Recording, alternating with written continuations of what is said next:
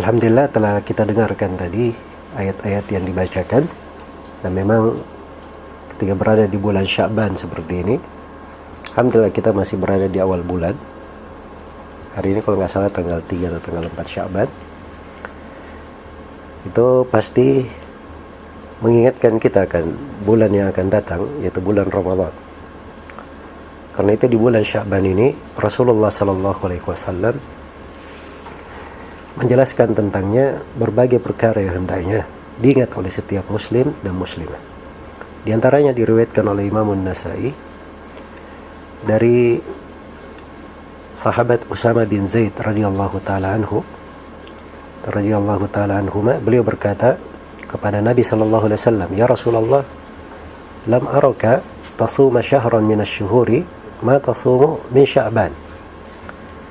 Ya Rasulullah, saya tidak pernah melihat engkau berpuasa di sebuah bulan dari bulan-bulan yang ada seperti puasa yang engkau lakukan di bulan Sya'ban.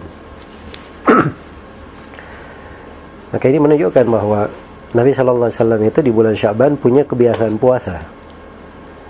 Dan kebiasaan puasa beliau ini sangat menonjol sekali. Ya, dan ini tentunya selain daripada Ramadan, Nabi tidak pernah melakukannya. Karena itu Usama bin Zaid berkata, "Ya Rasulullah, saya tidak pernah lihat engkau berpuasa di sebuah bulan dari bulan-bulan yang ada seperti engkau berpuasa di bulan Sya'ban." Maka kata Nabi SAW, "Dzalika syahrun yaghfulu anhu an-nas baina Rajabin wa Ramadan."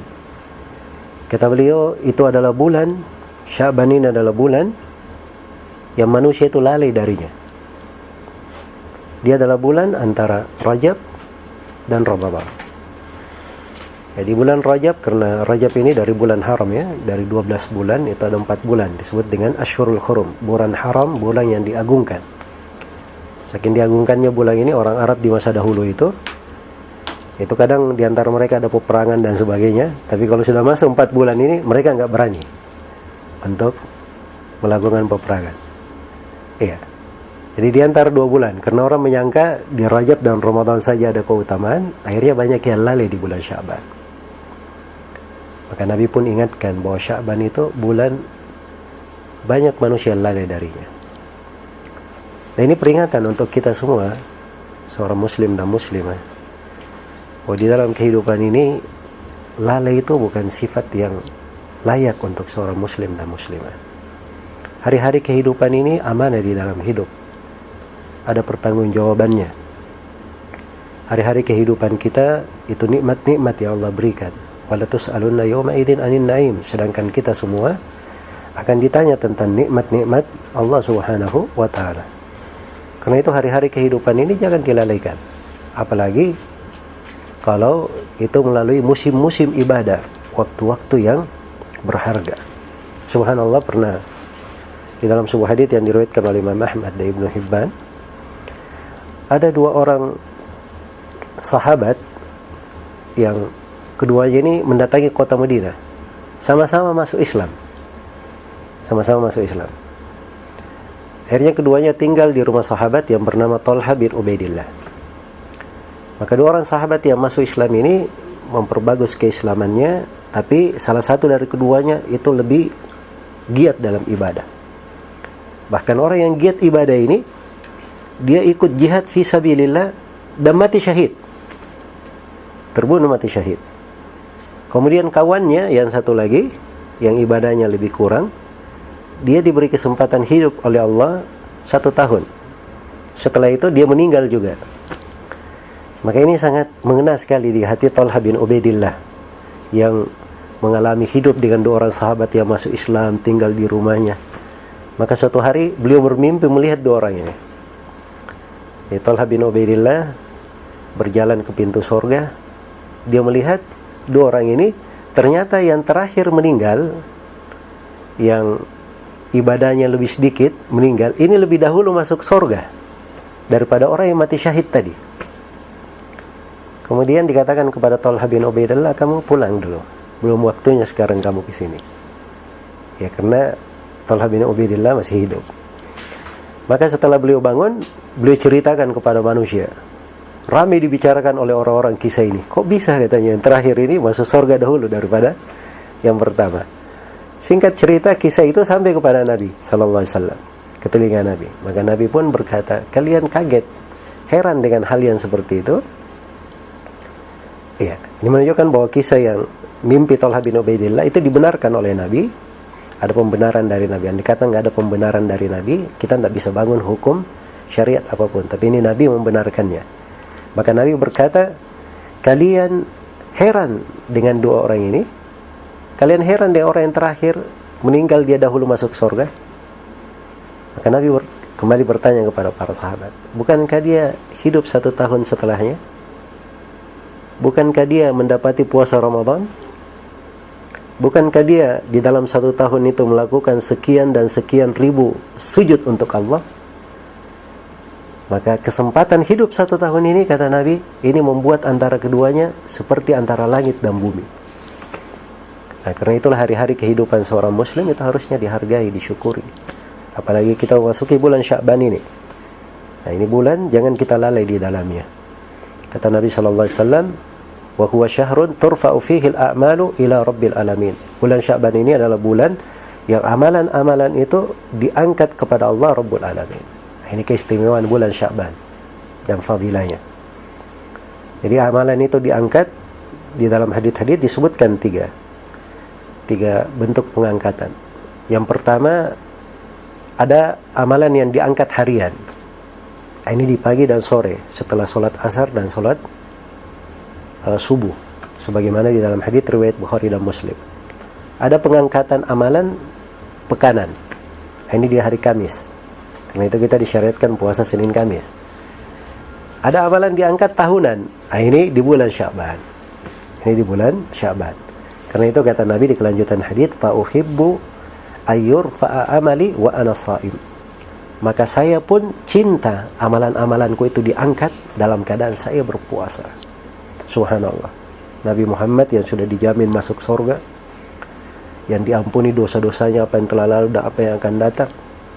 Tapi bersamaan dengan itu, sedemikian perhatian beliau untuk menjaga kualitas amalannya dan memelihara tempat-tempat bagaimana amalan itu diangkat kepada Allah dalam keadaan beliau berpuasa, supaya beliau diridhai dan dicintai oleh Allah Subhanahu wa ta'ala. Maka ini pelajaran mendalam untuk kita semua. Harusnya kita lebih bersemangat lagi. Kita ini banyak dosa dan kesalahan. Kita ini tidak dijamin masuk surga. Ya, maka harusnya kita lebih bersemangat lagi terhadap amalan-amalan salih, amalan-amalan kebaikan. Dan di bulan Sya'ban ini Nabi sallallahu alaihi wasallam kebanyakan waktunya beliau berpuasa. Karena itu Aisyah radhiyallahu taala anha berkata, "Wa ma ra'aitu Rasulullah sallallahu alaihi wasallam fi syahrin aktsara minhu siyaman min Sya'ban." Saya tidak pernah melihat Nabi sallallahu alaihi wasallam itu di suatu bulan yang puasanya lebih banyak melebihi bulan Sya'ban. Itu hadits Aisyah riwayat Bukhari dan Muslim. Dalam hadits Ummu Salamah riwayat Bukhari dan Muslim, bahkan Ummu Salamah berkata, saya pernah melihat Nabi sallallahu alaihi wasallam sama syahraini mutatabi'ain. Beliau puasa 2 bulan berturut-turut. Jadi beliau puasa Sya'ban 1 bulan penuh, kemudian Ramadan.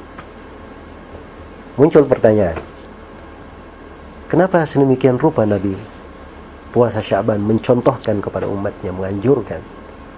Nah, di sini perlu kita ketahui bahwa amalan ibadah-ibadah besar itu diitari dengan hal-hal yang menyempurnakannya, hal-hal yang memudahkan kita sempurna dalam menjalankan ibadah yang besar itu. Contoh, sholat 5 waktu. Karena ada rawatib kan, qobliyah dan ba'diyah. Ini untuk apa? Ini perhatian supaya kita qobliyah, supaya kita bersiap untuk sholatnya, ba'diyah untuk menyempurnakan sholat tersebut. Ya, sama dengan puasa ini. Puasa ini, jadi puasa di Sya'ban ini seperti sholat sunnah untuk sholat wajibnya. Sebagaimana puasa 6 hari di bulan Syawal itu adalah pelengkap untuk puasa Ramadannya dan menyempurnakannya. Ya, maka ini dari keindahan di dalam syariat kita. Ada sudut lain yang sebenarnya banyak orang yang juga tidak memahaminya. Ibadah itu kapan dia menjadi berlipat-lipat? Kapan ibadah itu menjadi lebih besar nilainya?